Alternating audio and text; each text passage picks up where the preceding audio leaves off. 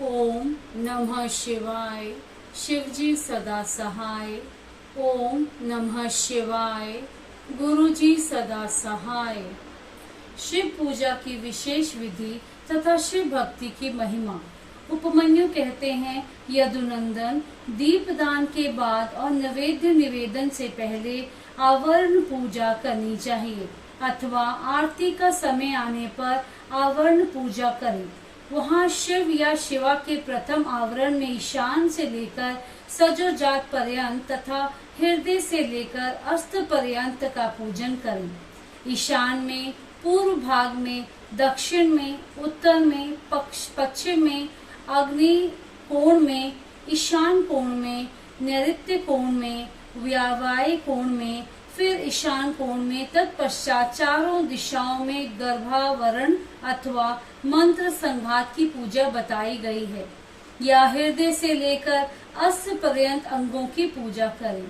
इनके बाह्य भाग में पूर्व दिशा में इंद्र का, दक्षिण दिशा में यम का, पश्चिम दिशा में वरुण का, उत्तर दिशा में कुबेर का, ईशान कोण में ईशान का, अग्नि कोण में अग्नि का, नैऋत्य कोण में नैऋत्य का, व्यावाय कोण में वायु का, नैऋत्य और पश्चिम के बीच में अनंत या विष्णु का तथा ईशान और पूर्व के बीच में ब्रह्मा का पूजन करें। कमल के बाह्य भाग में वज्र से लेकर कमल पर्यंत लोकेश्वरों के सुप्रसिद्ध आयुधों का पूर्वादि दिशाओं में क्रमश पूजन करें। यह ध्यान करना चाहिए कि समस्त आवरण देवता सुखपूर्वक बैठकर महादेव और महादेव की और दोनों हाथ जोड़कर जोड़े देख रहे हैं। फिर सभी आवरण देवताओं को प्रणाम करके नमः पदयुक्त अपने अपने नाम से पुष्पोपचार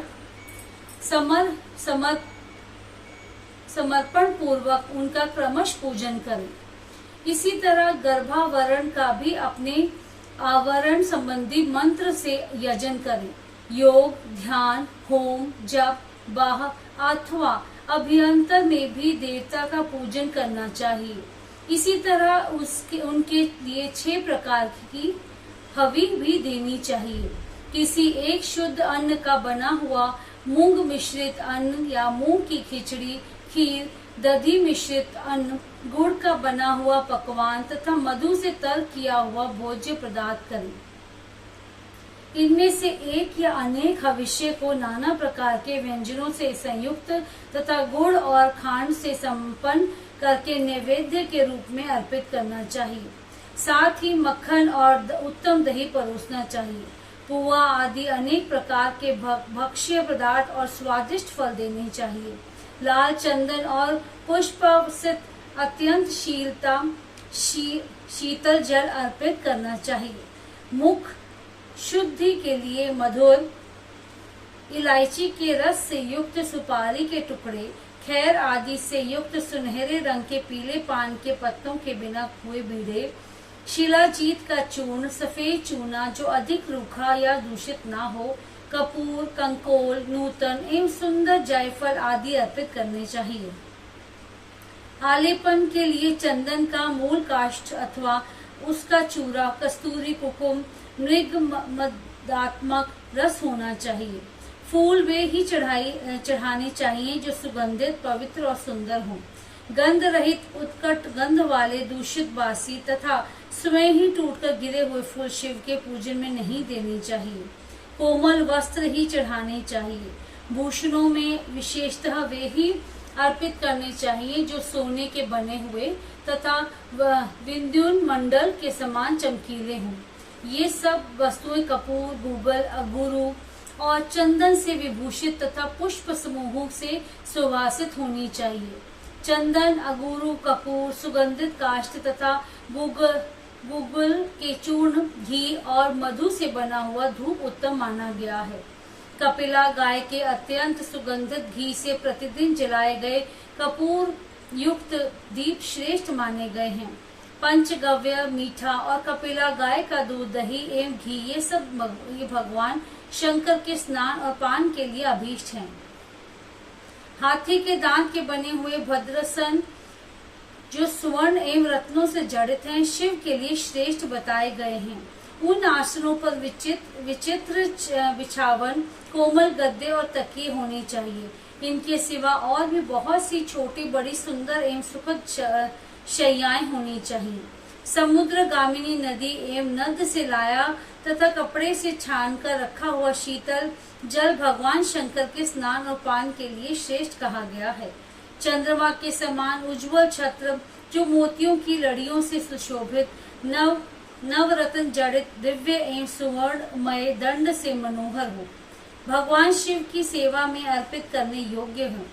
सुवर्ण भूषित 2 श्वेत चंवर जो रत्नमय दंडों से शोभायमान तथा 2 राजहंसों के समान आकार वाले हों, शिव की सेवा में देने योग्य हैं। सुंदर एवं स्त्रीग्ध दर्पण जो दिव्य गंध से अनुलिप्त सब ओर से रत्नों द्वारा आच्छादित तथा सुंदर हारों से विभूषित हों, भगवान शंकर को अर्पित करना चाहिए। उनके पूजन में हंस, कुंद एवं चंद्रमा के समान उज्जवल तथा गंभीर ध्वनि करने वाले शंख का उपयोग करना चाहिए, जिसके मुख और पृष्ठ आदि भागों में रत्न एवं स्वर्ण जड़े गए हों। शंख के सिवा नाना प्रकार की ध्वनियां करने वाले सुंदर काहल वाद्य विशेष जो सुवर्ण निर्मित तथा मोतियों से अलंकृत हों बजाने चाहिए। इनके अतिरिक्त भेरी, मृदंग, मुरज, तिमिच और पटह आदि बाजे भी जो समुद्र की गर्जना के समान ध्वनि करने वाले हों, यत्न पूर्वक जुटाकर रखने चाहिए। पूजा के सभी पात्र और भांड भी सुवर्ण के ही बनवाएं। परमात्मा महेश्वर शिव का मंदिर राजमहल के समान बनवाना चाहिए, जो शिल्प शास्त्र में बताए हुए लक्षणों से युक्त हो। वह ऊंची चहार दीवारी से घिरा हो, उसका गोपुर इतना ऊंचा हो कि पर्वताकार दिखाई दे, वह अनेक प्रकार के रत्नों से आच्छादित हो, उसके दरवाजे के फाटक सोने के बने हों, उस मंदिर के मंडप में तपाए हुए सोने तथा रत्नों के सैकड़ों खंभे लगे हों, चंदोवे में मोतियों की लड़ियां लगी हों, दरवाजे के फाटक में मूंगे जड़े गए हों, मंदिर का शिखर सोने के बने हुए दिव्य कलशाकार मुकुटों से अलंकृत एवं अस्त्रराज त्रिशूल से चिन्हित हो। न्यायोपार्जित द्रव्यों से भक्ति पूर्वक महादेव जी की पूजा करनी चाहिए। यदि कोई अन्यायोपार्जित द्रव्य से भी भक्ति पूर्वक शिव जी की पूजा करता है तो उसे भी कोई पाप नहीं लगता, क्योंकि भगवान भाव की वशीभूत हैं। न्यायोपार्जित धन से भी यदि कोई बिना भक्ति के पूजन करता है तो उसे उसका फल नहीं मिलता, क्योंकि पूजा की सफलता में भक्ति ही कारण है। भक्ति से अपने वैभव के अनुसार भगवान शिव के उद्देश्य से जो कुछ किया जाए, वह थोड़ा हो या बहुत, करने वाले धनी हो या दरिद्र, दोनों का समान फल है। जिसके पास बहुत थोड़ा धन है, वह मानव भी भक्ति भाव से प्रेरित होकर भगवान शिव का पूजन कर सकता है, किंतु महान वैभवशाली भी यदि भक्तिहीन है तो उसे शिव का पूजन नहीं करना चाहिए। शिव के प्रति भक्तिहीन पुरुष यदि अपना सर्वस्व भी दे डाले तो उससे वह शिवाराधना के फल का भागी नहीं होता, क्योंकि आराधना में भक्ति ही कारण है। शिव के प्रति भक्ति को छोड़कर कोई अत्यंत उग्र तपस्याओं और संपूर्ण महायज्ञों में भी दिव्य शिव धाम में नहीं जा सकता। अतः श्री कृष्ण सर्वत्र परमेश्वर शिव के आराधन में भक्ति का ही महत्व है। यह गुना से भी गुनातर बात है, इसमें संदेह नहीं है। पाप के महासागर को पार करने के लिए भगवान शिव की भक्ति नौका के समान है। इसीलिए जो भक्ति भाव से युक्त हैं, उसे रजोगुण